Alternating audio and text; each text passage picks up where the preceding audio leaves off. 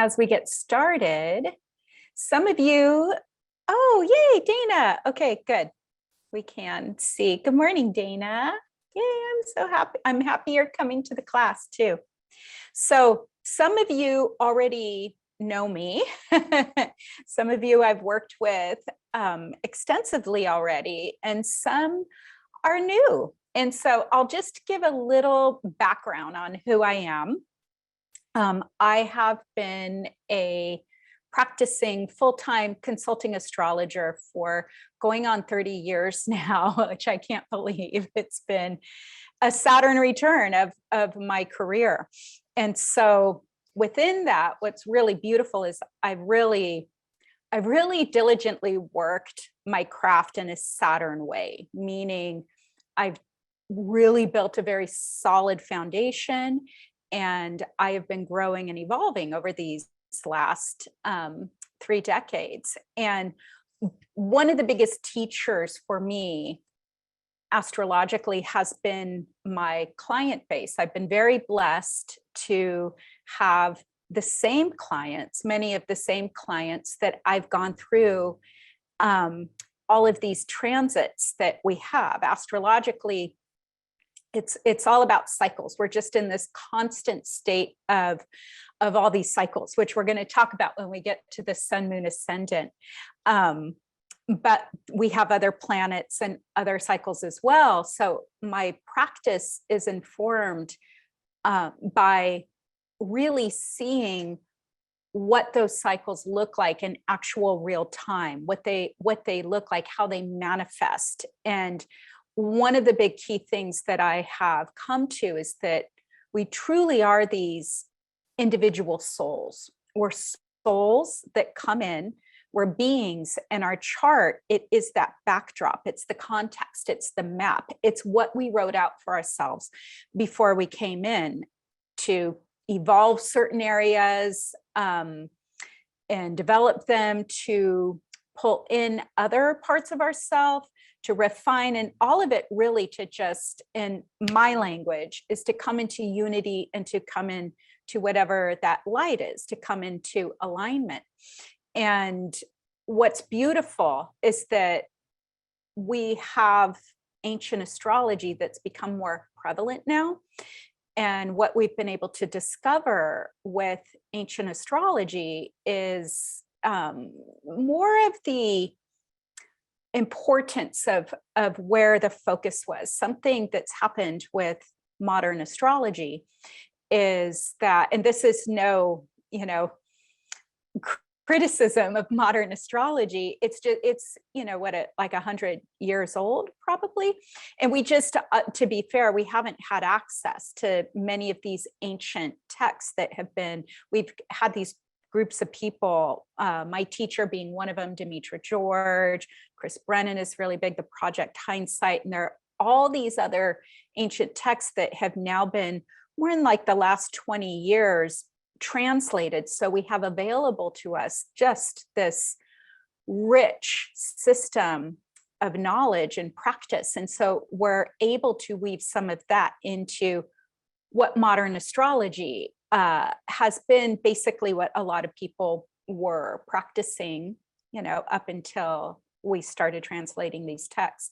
And the thing with modern astrology, maybe one of the biggest things, is that it kind of took the focus off of the bigger picture and put it on the sun.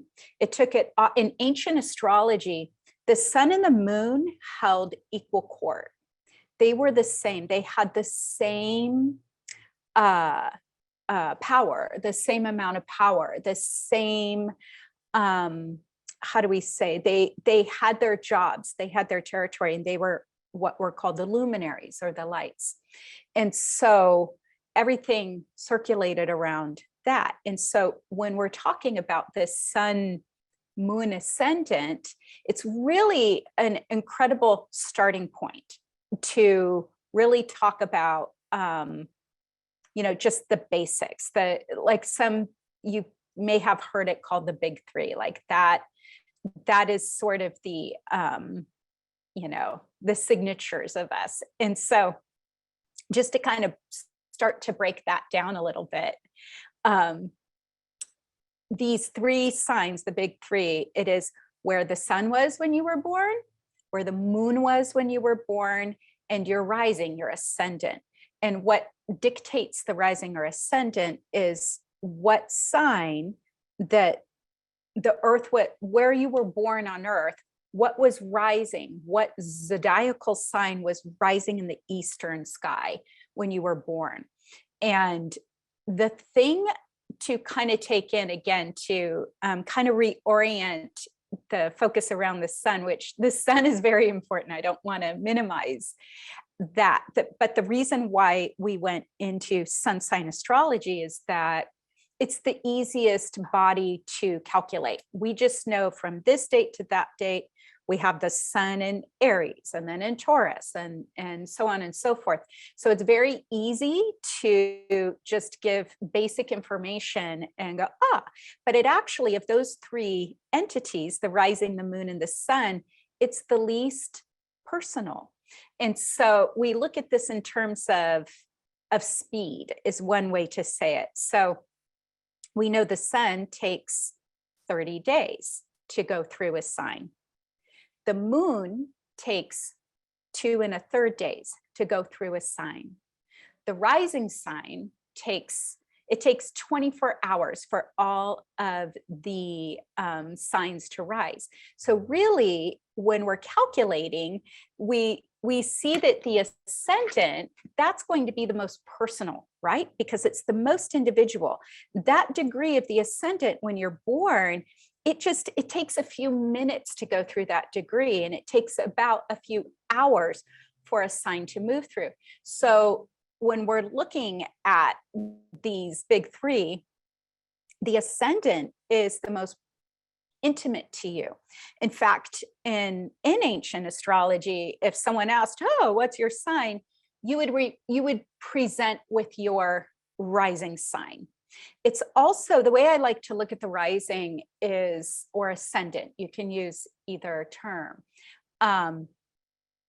is that it's literally that moment that the consciousness entered the body.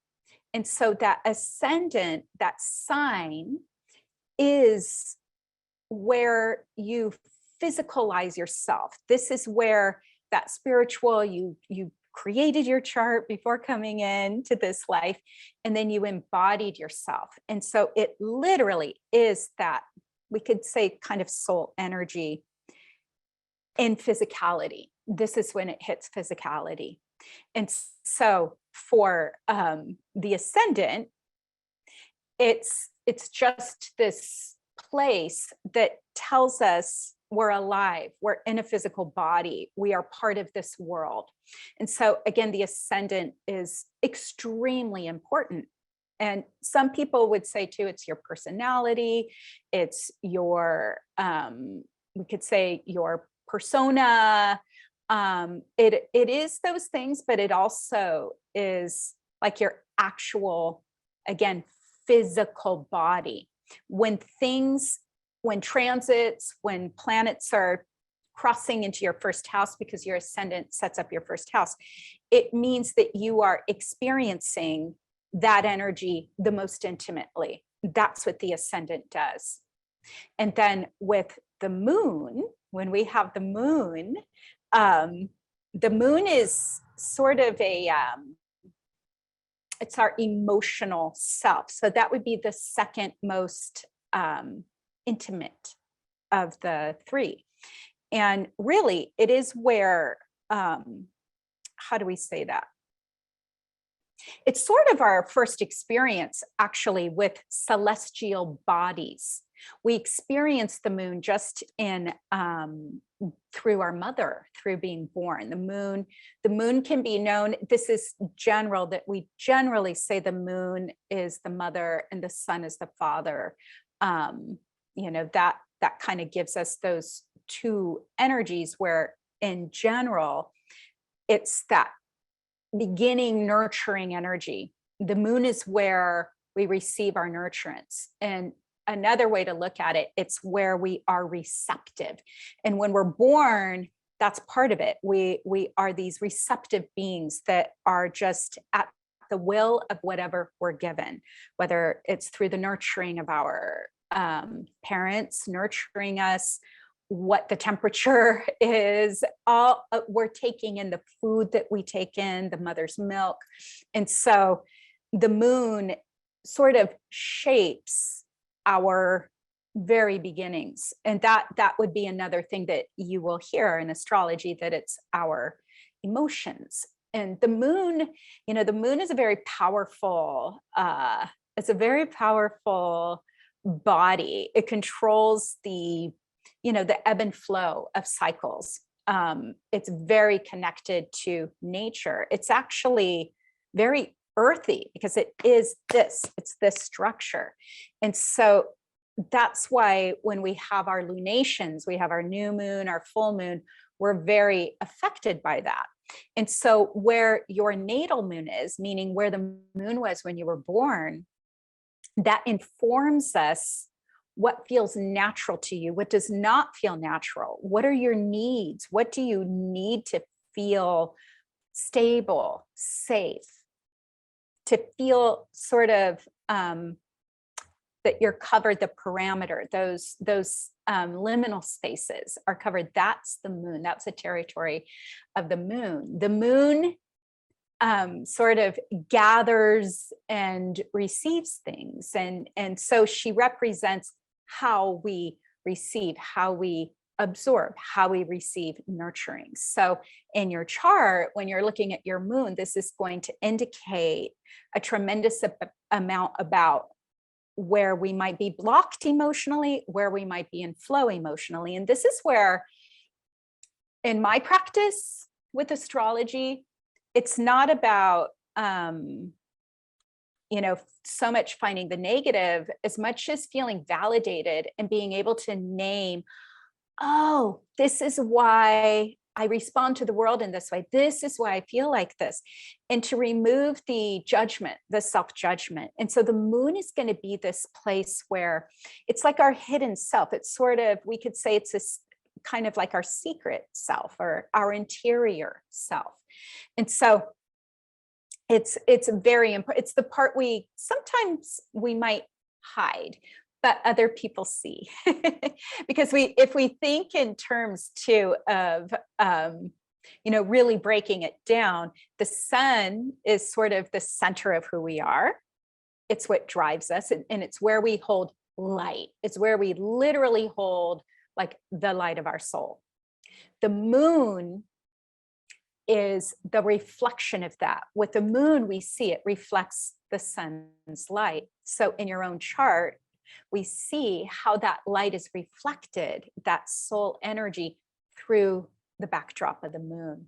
And so how that light is reflected will come across through our feelings. It will come across through, again, how we are eating, how we're finding our safety, how we respond to our environment. So the light is reflected through the moon. And then the ascendant is, again, that bodily energy. And so it has to come out somewhere. And this is why sometimes we could look at the ascendant as the personality, because it is that place where people, experience you for the first time. It's through those bodies, right? And so this is why too, it might not be in alignment or like our sun or our moon, but it's what you have to work with to express that energy out. And so that's literally where we sort of channel whatever that energy is.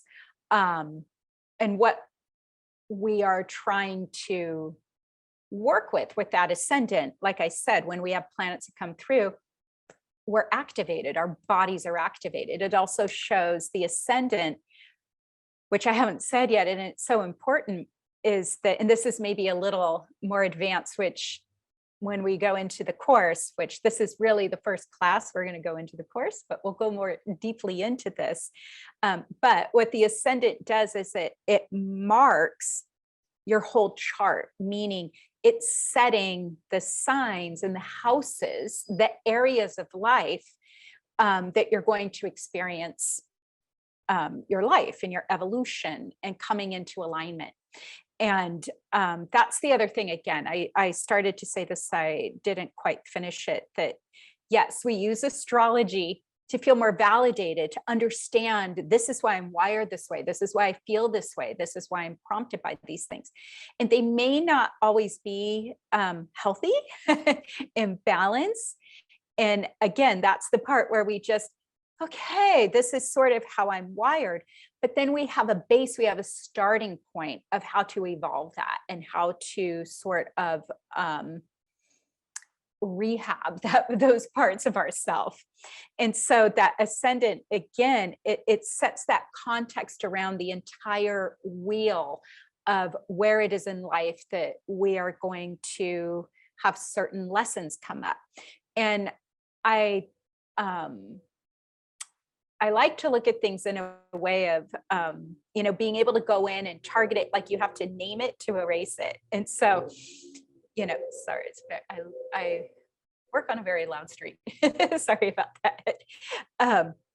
But as, things come in, anything that's in our chart is there to be evolved. It's not there to feel bad about. It's not there to take us down. And that's the other part of being in practice for so many years, is that I have watched the most challenging aspects in a chart be worked with, dealt with in a loving way.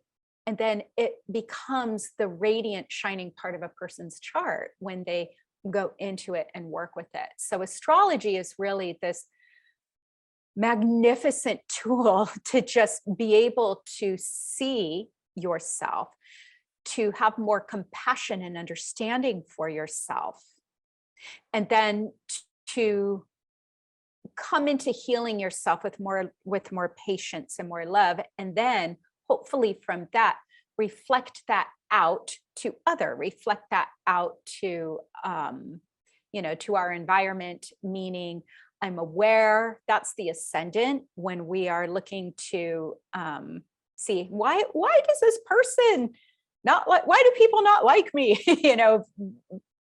I'm just speaking generally. And we may have an Ascendant that's very, very strong, and you might not realize it's a very empowered sign. Two signs that come to mind would be if you have like either a Leo Ascendant or a Scorpio Ascendant. Those are the opposite in energetic flow.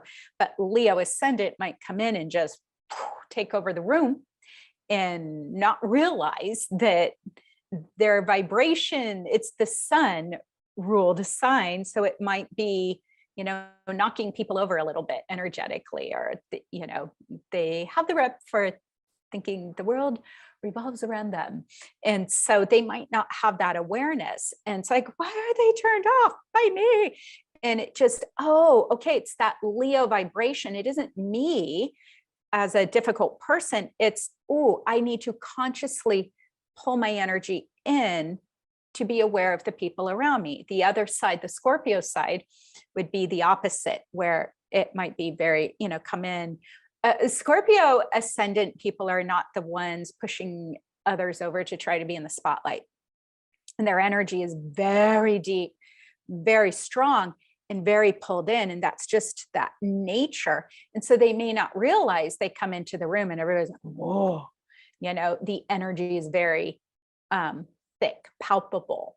And it isn't bad energy. It's just the person is very intense in their emotional nature and may not realize, okay, other people can feel this. I thought I was containing this inside of me. And so it's that becoming conscious about that. And like, okay, just going to soften and even put a force field around me so that nobody is harmed by me. And then the flip side of this is that when you begin to look at your family members and you begin to look at those around you, when you're able to see those few things, and if there's, the thing with the ascendant is you have to have time of birth and place of birth. So it's not as easy to look up as, a birth a day. But if like a coworker's ascendant or their son's like, oh, this is their nature, this is how they operate. I'm just taking something personally that maybe is not intended, or maybe they are, flinging slings and arrows. And so, oh, okay, that's their nature. So I just need to shield myself. That's just who they are. So it helps us to understand and kind of break things down. And my hope 100% of the time is that we move into a place of loving compassion and understanding, while at the same time being able to be solid and grounded in yourself. And so again, with this, just kind of to break it down again, if we're breaking ascendant, moon, sun, our self, which is the ascendant, the sun, which is sort of that soul, spirit, vitality, and our feelings, our emotional body, and that part of us too, that sort of, it's the part of us that can go into that subconscious territory, but it's the part of us that can kind of satellite out of what we think of as like, right here, like, okay, I just happen to have a tuning fork. This is real because I'm holding it in my hand. It moves outside of that. So when we have our self, our vitality, our spirit essence in the moon, we see that energetically, like I said, moving through our bodies, through our rising. It's also how the outside gets in, and it's sort of like the doorway to our soul. So if anything, like from this webinar, I'm hoping that you have a healthier respect for your rising sign. So again, if you don't know your rising sign, this is another thing I should have said at the beginning. There are many platforms now online and apps that you can put your date, time, and place of birth, and it will give you a chart, and it will speak to you in a language that spells it out, that isn't just symbols. So if you don't know these parts of yourself, I suggest going and looking and seeing that. And so I wanted to introduce another, concept to the ancient astrology, is that, again, the sun and the moon had equal power, as I was saying. And another, what's kind of cool about this, and especially think of the ancients looking at the sky, the sun and the moon are about the same size from our vantage point, from our observable view. And so that's another part that gave more rulership, we could say, to the moon. And so again, they were considered equal, and contained, they're sort of the bookends of the lights. And so the next concept I kind of wanted to bring in, which we will cover in the class as well, that is an ancient technique, is looking at your chart through the concept of sect. And we will go through this more in the class, but just to give it a very simple explanation, sect shows which tribe you belong to. Are you a lunar tribe, or are you a solar tribe? So things are broken down by the lights. So this is calculated by the sun. The sun determines whether you are a day birth or a night birth, simply by, is the sun above the horizon when you were born, or is the sun below the horizon when you were born? And so we have that concept, and then we have other planets that come into play, but it's another way to look at yourself and get a little more intimate as to who you are.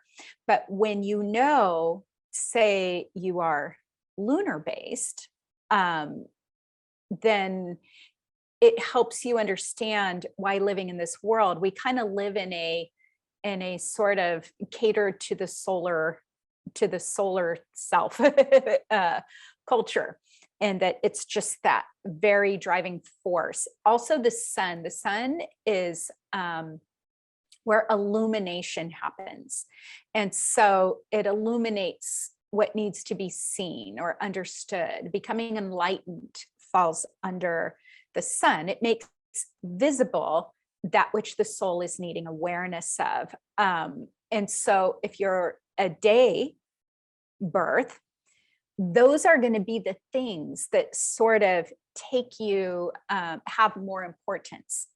Where when we move to being a night birth, meaning simply you were born when the sun was under the horizon, it's a different calling. You're going to be looking at things from a more depth level. What's the meaning behind something?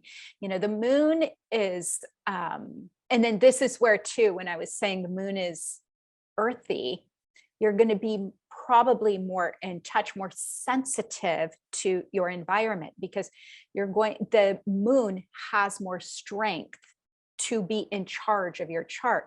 So the moon energies are amped up, meaning like you receive your environment differently. Empathic people can tend to be of the moon sect, born at night. And so the languaging of the moon, it's more in symbols. It's in, finding meaning behind things, that it has just a different context. And it's one of the principles that I like to introduce to beginning students, or even if you can get it in the beginning and you can kind of wire this in before you start your big studies astrologically, it's just a good thing to have in the back, that it just becomes automatic. Too, with the moon, it pulls down. It's the body that is closest to the earth, right? It's like, that's another part that we experience, that moon. And we have scientific proof, right? We know the moon has an effect on the tides. It pulls on our body, it pulls on our blood. And so if you are, it's doing this whether you're a sun person or a moon person. But if you are a moon person, that means it has more effect. And so it's just, again, one of those elements of being more understanding with yourself, that is how you're wired. And what's really beautiful too, that the moon, I love that we're looking at sect now as we're bringing these translated documents up, that the moon kind of took a back seat. And so it's so important. And one of the most important parts, if we look at it, again, being so close to Earth, it draws in. Remember, it pulls in, it comes in. And so it's pulling all of the heavenly bodies in. It pulls in the energy of all the planets through the moon, and then moves that celestial energy into our physical bodies. It just gives me angel bumps all over. And so that's very important. And again, if you are a sun person, you still experience this, but you're probably going to be more solar based, meaning the sun, you like the light, the energy to move around, and be of the day. The moon is our dream state. And so, yeah, let me look and see if we have any questions. I'm trying to get this to go in. From Stacy. What about being born at dusk, 10 minutes before sunrise? That's such a good question. That's really crazy. I felt you about to ask that. That's great. That's a really good question, Stacy. It's very descript. It's either below the horizon or it's above the horizon.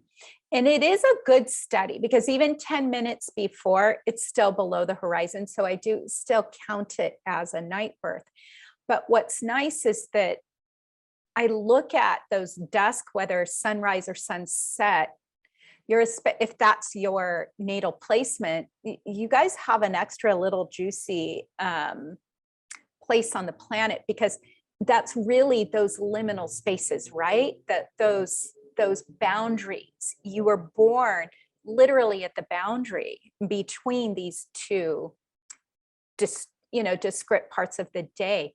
So there is a little bit of being able to have part of yourself, I think, in each world and understand both, but you're still going to be of the lunar tribe.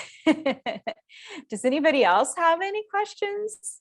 You could bring this in.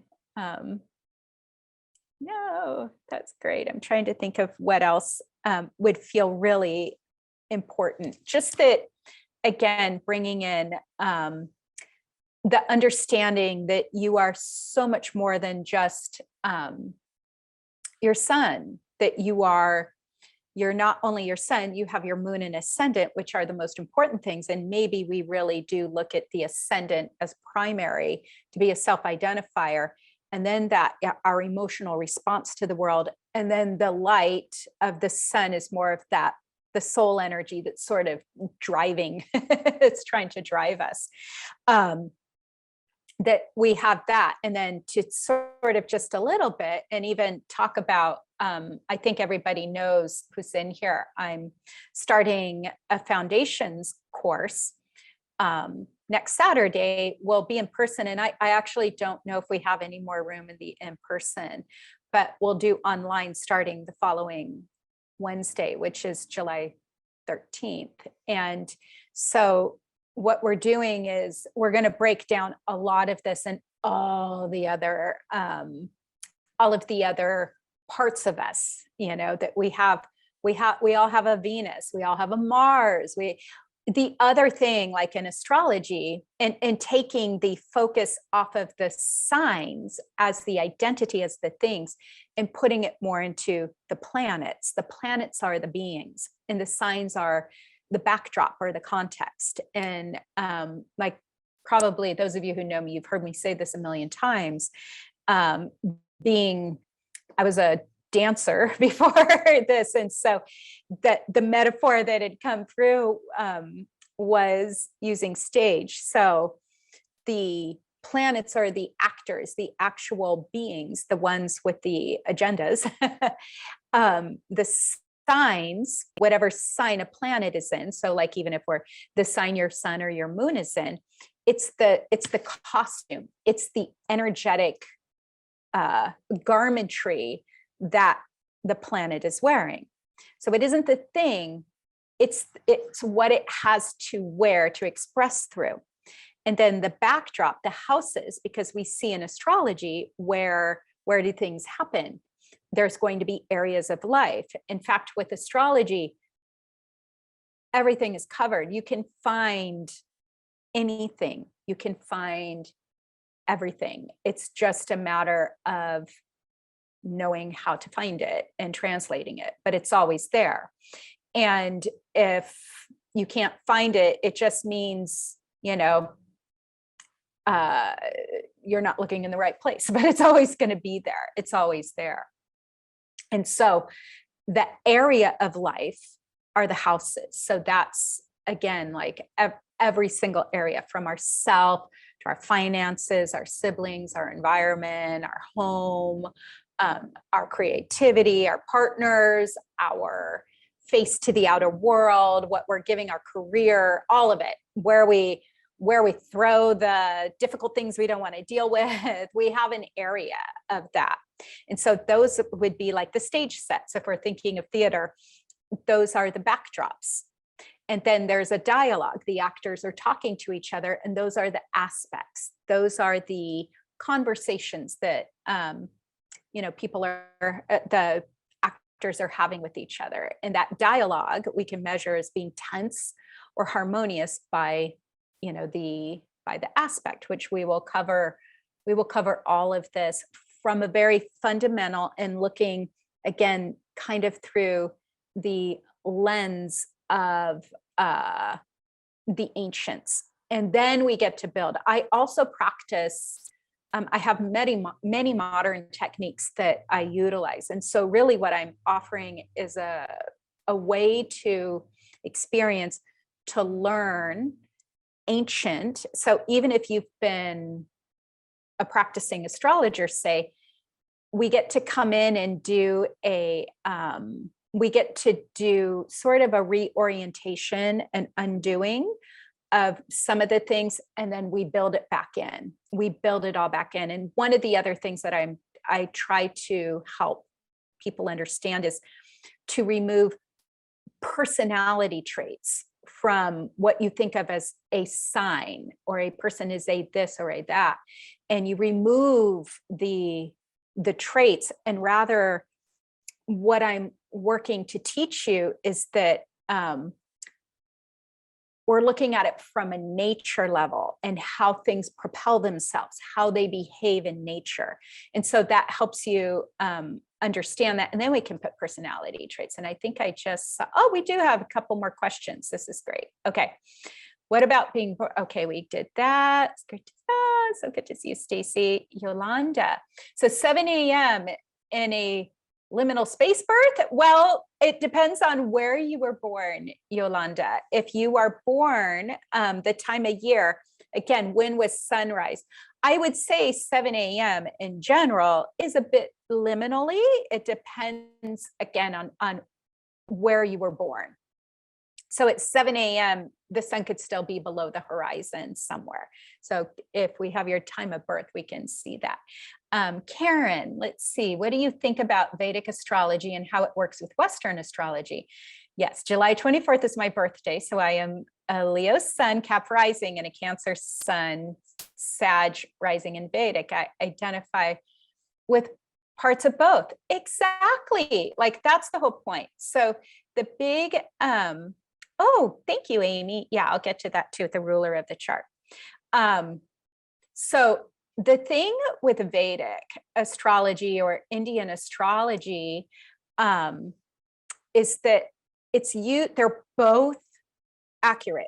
They're both really beautiful systems, but they measure differently. And that there's one uses what's called a sidereal zodiac, and then Western uses the tropical zodiac.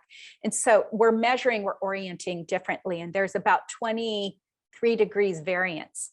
So that's why you would have different energies. The thing of it is, though, is when you are looking at your Vedic or Indian chart and you're looking at your Western chart, you don't want to combine the two and think of them in the same context, because it's a very different system. Some things cross over, but not all things cross over. And so I know for myself personally, one of my dearest astrology friends is an Indian astrologer. And he taught me early on to do not try to cross those systems over. they're very different. So for me, what I love with the Indian astrology is that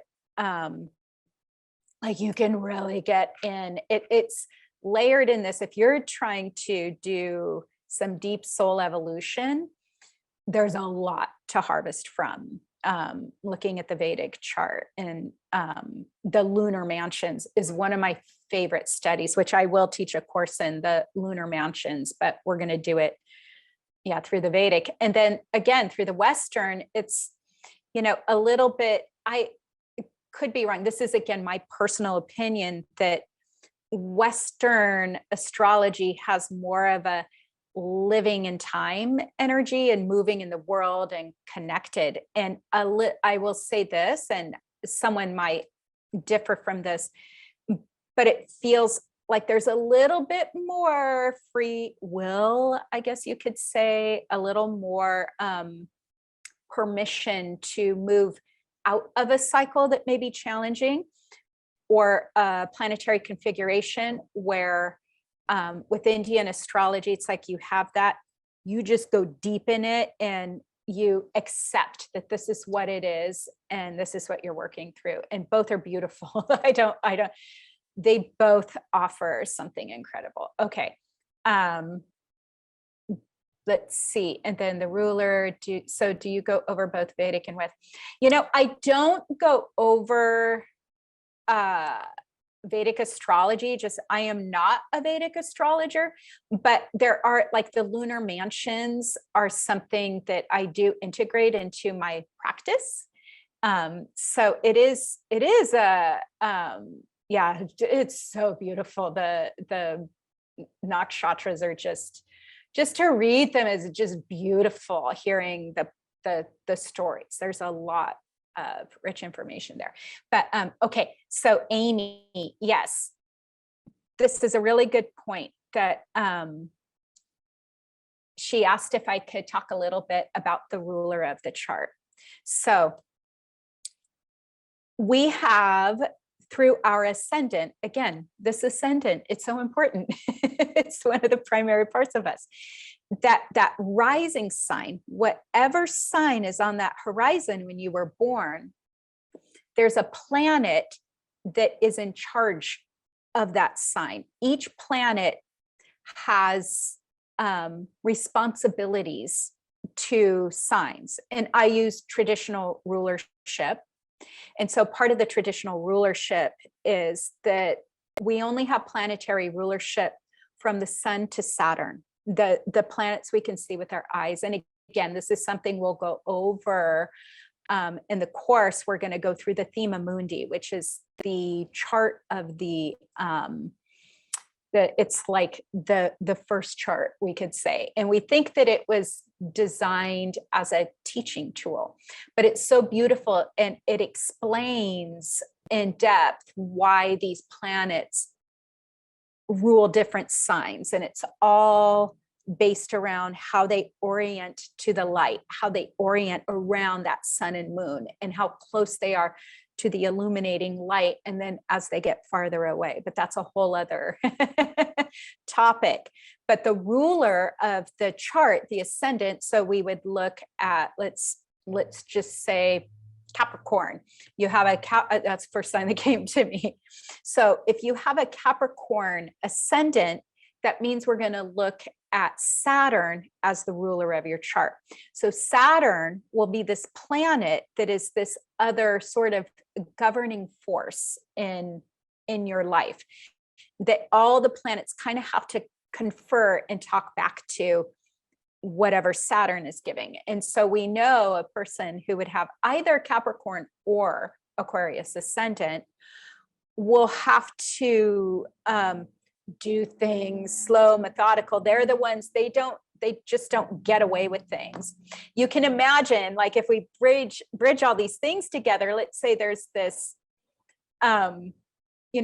Gemini, I'm just picking someone who's like buoyant and flying and no parameters, there's this Gemini sun person, and then they have a Capricorn rising. It's like, oh, they have all this to flow, but they've got to go through the laws and the rules of Saturn, which is, no, did you make your bed properly? Did you do this? All those fundamental things, and it's a slower growth. Where, say, somebody has, we can flip that. We can say someone's a Capricorn sun and they're a Gemini rising. So that means if someone's Gemini rising, they have Mercury as the ruler of their chart. So things move really fast, and there's always motion because it's Mercury. Mercury is the messenger of the gods. And so it's this very quick moving energy, quick timing cycles. And here this Capricorn's trying, like, we're just trying to find stability, and they can't figure out why everything moves. So you can find many of the answers to bring in stability and sort of, I call it appeasing the aspects, appeasing the gods, where it's like, okay, if we give that planet some of, like, appease its job, like maybe it's just, you need to sit and, the Capricorn needs to move mental energy, new ideas, be open to those sorts of things. We could see a soul would be working on that. But yes, and I'll just say this real quickly, like some of you may know your chart, but if you have an Aries ascendant, that means Mars is your ruler. So on top of your sun, moon, ascendant, and I haven't said this yet, but you can have all three of those in the same sign. Some people, that when you hear people say, I'm a triple Scorpio, that would be, they probably say, I'm a triple Scorpio. They wouldn't say it with laughter. But we can have all these energies in the same place. But okay, back to Aries ascendant. And Aries ascendant, you have Mars as your ruler. So it's going to be really important to be able to physically move your energy, right? If you have Taurus ascendant, that means Venus is your planet. Venus is the ruler of your chart, which gives a different territory. Venus is very, aware of the environment, very love oriented. It's a little moony in that it is in the moon tribe. It's one of the planets in the moon tribe, but it's kind of that receptive energy. Mars is how we give energy out. So Aries ascendant, people want to be going. Taurus will be more about receiving the food and nurturing. If you have a Gemini ascendant, we just said this, Mercury, so movement, quick motion, but Mercury will hold a lot of answers. Cancer ascendant is the moon. You would have the moon. So you really would need to be caretaking of your emotional nature. We know that you will probably be more emotionally responsive to your environment. Even if the moon is in a sign where it doesn't have a lot of strength, you will be translating through your emotional body and maybe refining that way. Leo is the sun. So those who have Leo ascendant, that's another aspect of what I was saying earlier. A Leo ascendant person walks into the room and the energy is strong. Well, it's because the sun is the focal point, the ruler of the chart. And so what does the sun do? The sun radiates. It's the body that all the other bodies circle around. So it kind of is, the world does kind of revolve around that Leo energy, but we know that they're going to have probably a lot of vitality and aspect to their spirit, that spirit vital force. Virgo ascendant, now we're going to start repeating planets, is also Mercury ruled, just like Gemini. Each of these planets have two, besides the sun and moon, they each rule one sign. The other planets rule two signs. They have one that is masculine, one that's feminine, or yin or yang, however, whatever term. But it's another way to look at it is it's either prompted, its job, the planet's energy is focused in, or in and down, or up and out.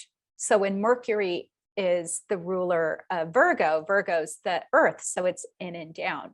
And it's another one, mental, all the mental energy. If you have, and can overthink, that's a really big one, because Mercury has the microphone, Mercury has the control stick. And so it's like, why do I overthink? And then you can feel better about yourself that, oh, okay, I just tend to have when I'm just in my natural state and not thinking about it, if I'm not disciplining my mind, it's just going to go. And so I know if I discipline my mind, I can pull those energies in or direct my thoughts. So the next one would be Libra. Libra is Venus ruled. And so Venus people tend to be, very social. And again, when it's in Taurus, it's more the comforts and the love, and Venus ruling Libra, it's that expression out. It's social. We have that social energy going out. So we know relationships would be a really big deal to Libra ascendant people. The next one is Scorpio. I think I already called out Scorpio ascendant too. Scorpio is also ruled by Mars. This is when Mars is going in and down to those really still waters. And so that's another reason why their vibration can be felt. It's why it's the sign of alchemy. Having a Scorpio ascendant can be one of the most incredible gifts, like having Scorpio ascendant, because you can literally do the most. This again is part of my practice practice that I've observed this, where when there is this discipline brought in around the emotional nature, it can take that energy and just direct it in a way that literally transforms the world, themselves, in whatever direction, because that's the thing with Scorpio, it sees everything. So you have to be clean in your choices. And then Sagittarius, if you have a Sagittarius ascendant, that is Jupiter.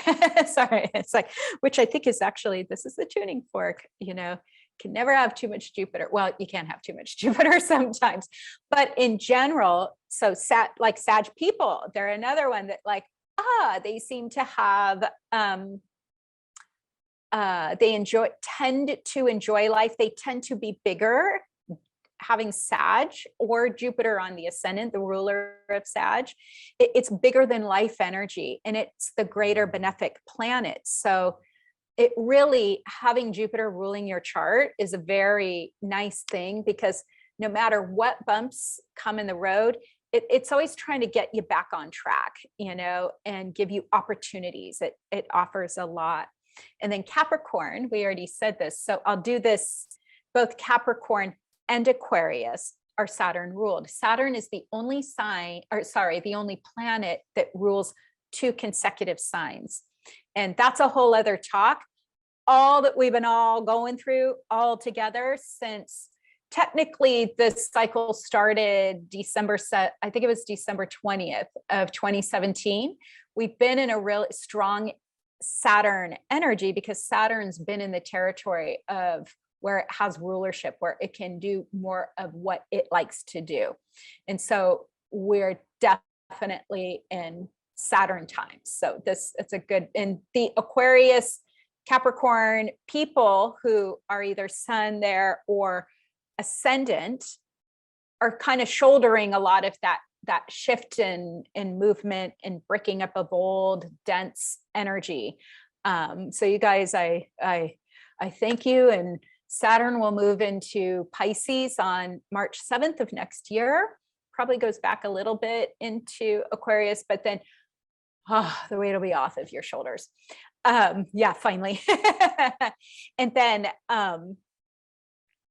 Pisces, if you have a Pisces ascendant, see, this is one of the lovely things. Pisces do better with ancient astrology, because it means you have Jupiter ruling your chart, not Neptune. The outer planets, I'll go through it in the course. We're going to really break down. I use outer planets. They are a huge part of my practice.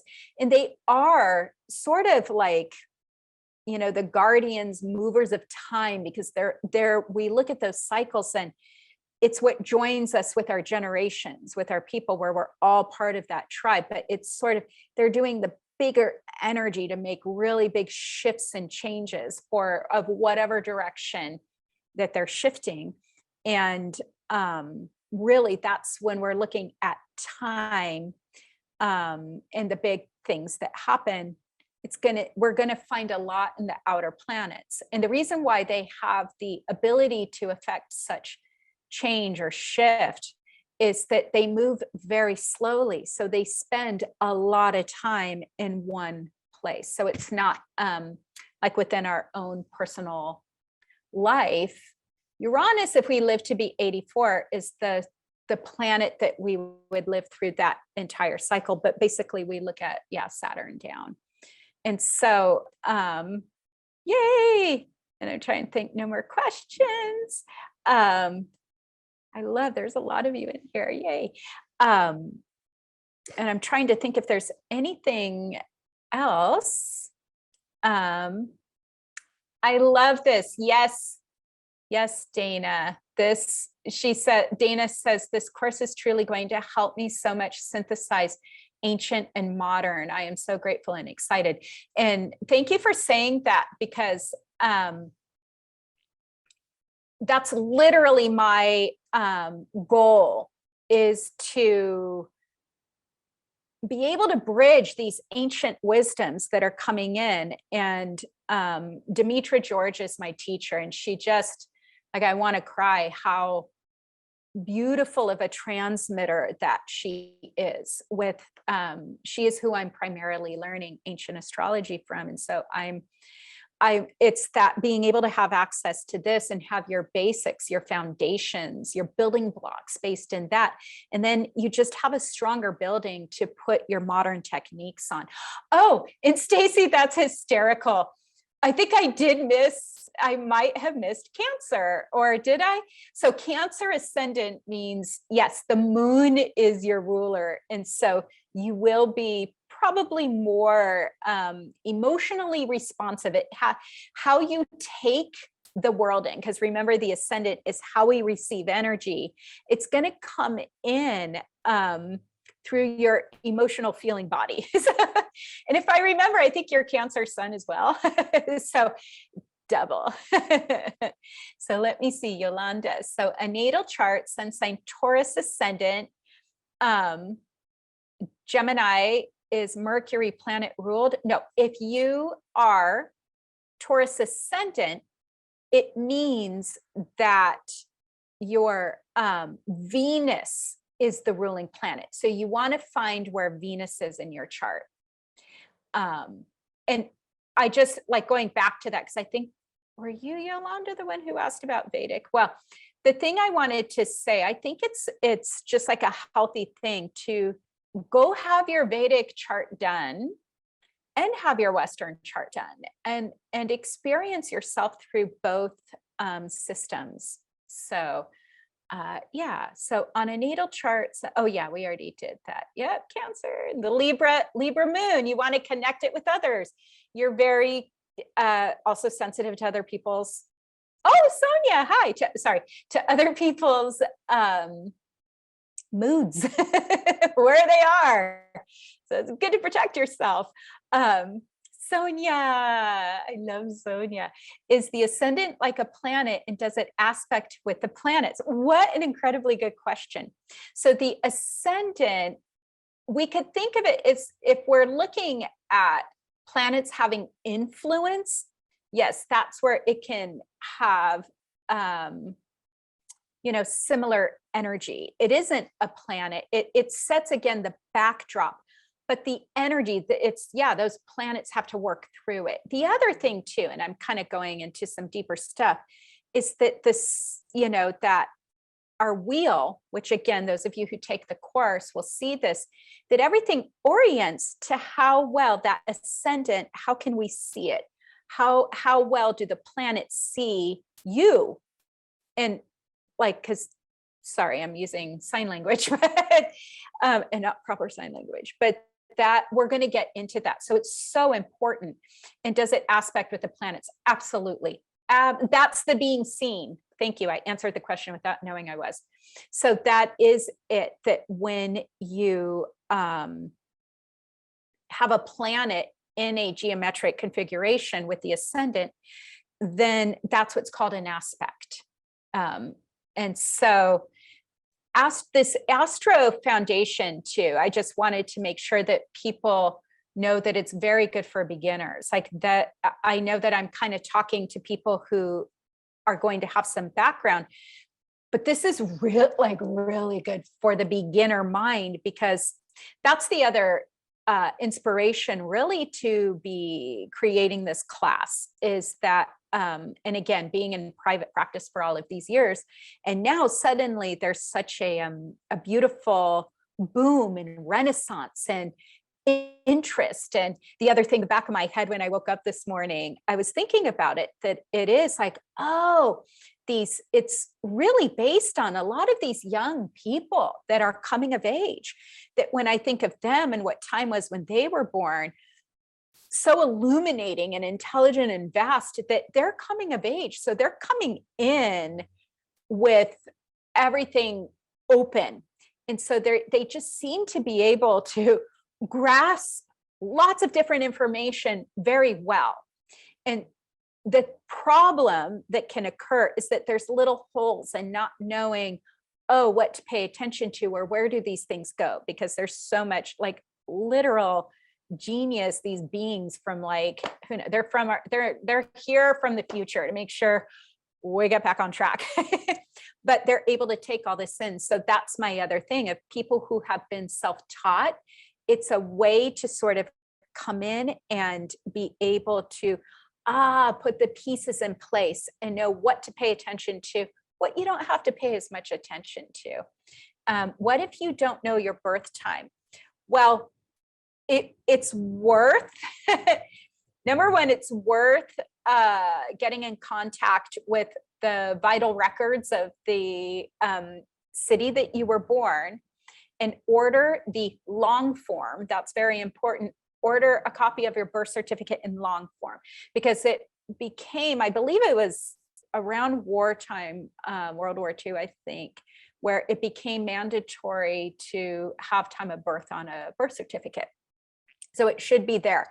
If not, something that you can do is either set the chart for noon, because it just kind of sets it at middle of the day, or put your sun, because you'll know what your sun sign is, put that on the ascendant. And when all these programs, a lot of them give you that option to set a house system. So it'll be over in, when you're setting what it most, I think most set to Placidus. You could set to whole sign, but look for ascendant, sun, it'll say sun. And so at least we know you have a chart that you're looking at, that it's all these areas of life, or how the sun, there's a sun orientation, there's a connection. Erin, hi. Will this yes, this recording will be available. So, and I love that you have kids now. Oh my God. So yeah, unless anybody has any other questions, again, I would love for you to continue your studies with me. We again start next week, and this Foundations of Astrology, or Astrology Foundations course, will be a prerequisite to the other courses, unless you can just, prove knowledge of all those ancient rules and rulerships. But I will be also launching in the later fall a long course that will take about a year. And then we're really going to go in. We're going to go in, and that's if you want to become an astrologer. But this foundations course is giving you what you need to just begin that trek.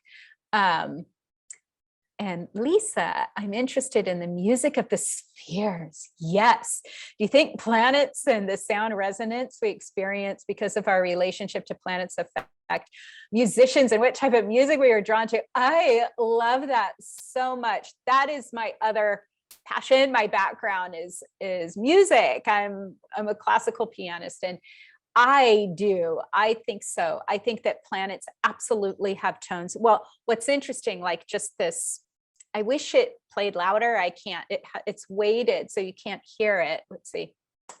Nope, not gonna be able to hear it. But the man who engineers these tunes them literally to the frequency of the planet. So they have a frequency.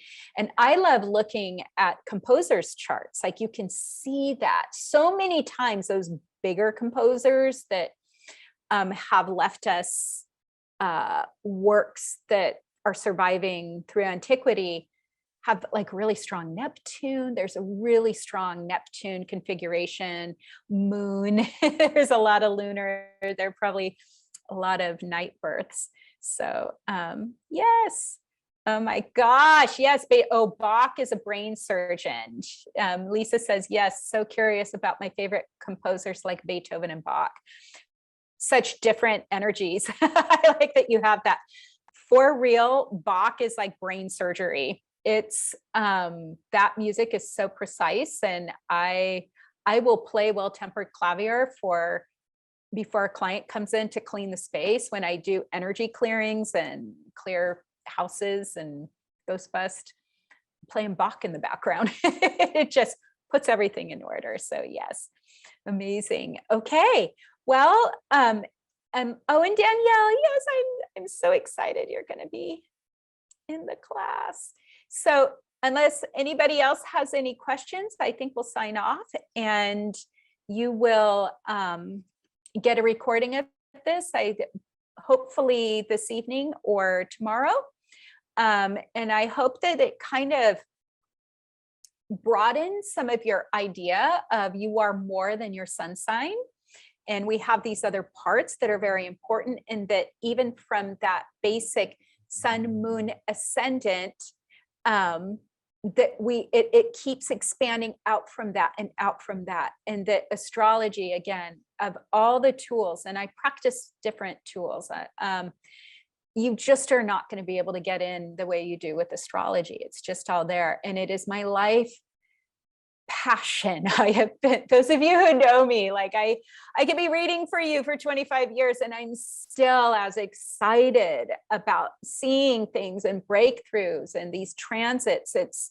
It's just seeing how like a higher self of a person is expressing and communicating. It's like this communication tool to be able to talk to your inner self, to talk to your soul. And I have yet to find anything that is so precise, because it's really, again, it's a liminal space practice, because we are working in the territory of a little bit of the unknown and solving the mystery, but then there's a lot of math and structure involved that we can slip it into that is very reliable. So I'm just saying, oh, Katie, I'm so happy you're in the class. And Carolyn, oh my gosh, amazing, yay. So you guys just have an incredible, oh, Laura, hi. Sorry, all the people I love so much. Everyone have the best, weekend. Hopefully you are doing something out in the world, in nature, if that's available to you, and just, yeah, so let's do some moon stuff. Let's soak in the energy of the moon and radiate it out through our sun. Oh, Noelle, you too. Oh my gosh, and Cecily.